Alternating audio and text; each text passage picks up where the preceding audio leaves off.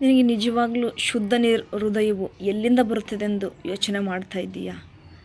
ಸತ್ಯವೇದವನ್ನು ಹಿಡ್ಕೊ. ಏನಪ್ಪ ಇವರು ಬರೀ ಸತ್ಯವೇದವನ್ನು ಓದು ಅಂತಾರೆ, ಬೈಬಲ್ ಓದು ಅಂತಾರೆ, ಇದು ಬಿಟ್ಟರೆ ಬೇರೆ ಇಲ್ವಾ? ಇಲ್ಲ ಪ್ರಿಯರೇ, ಪ್ರಾರ್ಥನೆ ಮತ್ತು ಸತ್ಯವೇದ ಇವೆರಡೂ ಕೂಡ ನಮಗೆ ಯುದ್ಧಕ್ಕೆ ಹೋಗುವ ಕತ್ತಿ ಖರ್ಜೂರಗಳು. ಇನ್ನೂ ಎಷ್ಟು ಹಲವಾರು ನಮಗೆ ಯಾವ್ಯಾವ ವಸ್ತುಗಳು ಬೇಕಾಗುತ್ತೋ ಯುದ್ಧಕ್ಕೆ, ಅದೇ ರೀತಿಯಾಗಿ ಸೈತಾನನ್ನು ಗೆಲ್ಲಲು ನಮಗೆ ಬೇಕಾಗಿರುವುದು ಪ್ರಾರ್ಥನೆ ಮತ್ತು ಸತ್ಯವೇದ. ಹಾಲೆಲೂಯಾ. ಸೊ ಇದನ್ನು ನಾವು ಧ್ಯಾನಿಸಬೇಕು, ಪ್ರತಿದಿನವೂ ಕೂಡ ಧ್ಯಾನಿಸಬೇಕು. ನೀನು ಎಷ್ಟು ಇದನ್ನು ಧ್ಯಾನಿಸ್ತೀಯೋ, ಅರಿಕೆ ಮಾಡ್ತೀಯೋ, ನಿನ್ನ ಜೀವಿತಗಳು ಅಷ್ಟು ಬದಲಾಗುತ್ತೆ ಪ್ರಿಯರೇ. ನಿನ್ನಲ್ಲಿದ್ದಂಥ ನೋವು, ಸಂಕಟ, ಬಾಧ, ಸಾಲ, ದುಃಖ, ವೇದನೆ, ವಿರಹ, ಯಾತನೆ. ಹಾಗೆ ಇನ್ನೊಂದು ವಾಕ್ಯ ಹೇಳ್ತೇನೆ, ಕಷ್ಟ ಕಾಲದಲ್ಲಿ ನನಗೆ ಮೊರೆಯಿಡಿರಿ ಬಿಡಿಸುವೆನು, ಆಗ ನನ್ನನ್ನು ಕೊಂಡಾಡುವೆನು ಪ್ರಕಾರವಾಗಿದೆ.